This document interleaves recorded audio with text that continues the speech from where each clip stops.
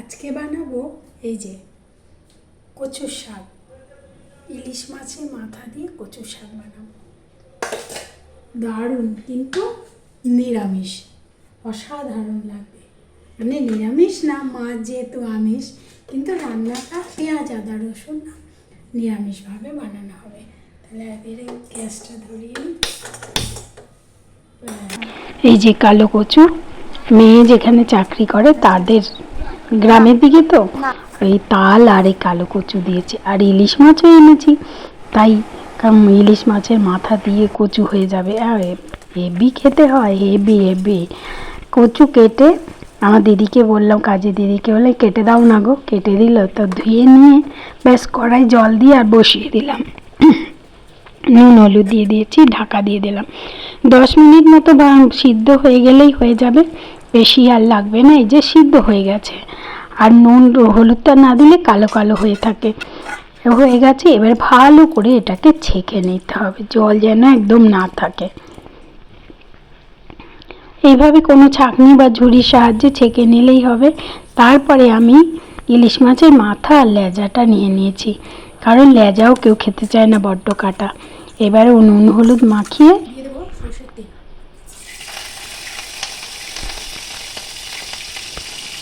সর্ষের তেল বাটিতে ছিল, অনেকটা ঢেলে অনেকটা বেশি হয়ে গেছিল, বাটিতে ঢেলে রেখেছিলাম, সেটা দিয়ে দিলাম।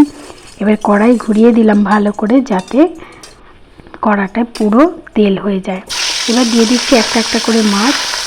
মাছটা কিন্তু খুব ভালো করে ভাজা হতে হবে, কারণ সবজি, মাছের মাথা দিয়ে সবজি বা ডাল বা কচু করলে সেই মাছের মাথাগুলো খুব কড়া করে ভাজতে হয়। তাই কড়া করে ভেজে নিয়েছি, ভাজা হয়ে গেছে। এবারে মশলা তৈরি করে নিয়ে নিয়েছি 2 কোয়া মতো আদা, আর নিয়ে নিয়েছি একটা টমেটো, 5-6টা কাঁচা লঙ্কা, আর হাফ চামচ জিরে, গোটা জিরে, সাদা জিরে নিয়ে নিলাম। আর নিয়ে নিলাম এই যে নারকেল, গোটা গোটা করে কেটে নিয়েছি।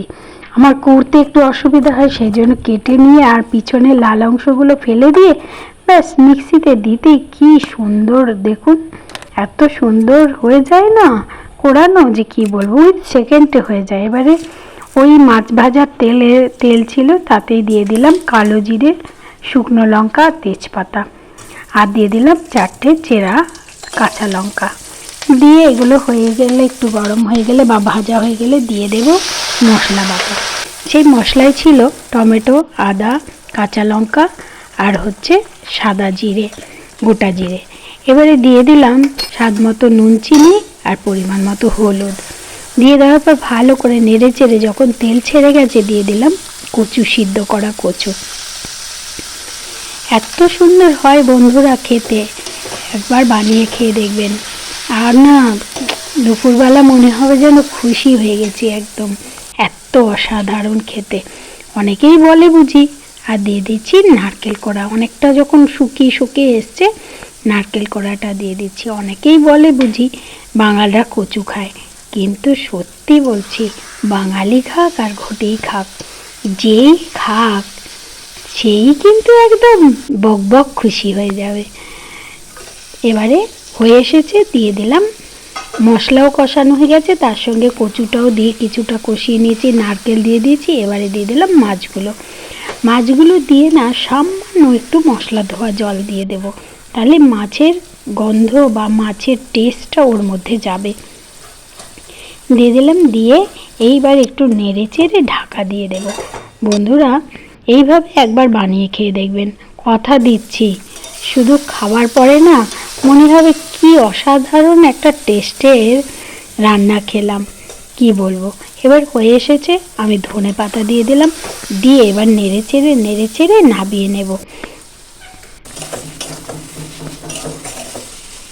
হয়ে এসেছে দেখুন, একদম শুকনো, কড়াই যখন লেগে যাবে জানবেন হয়ে গেছে।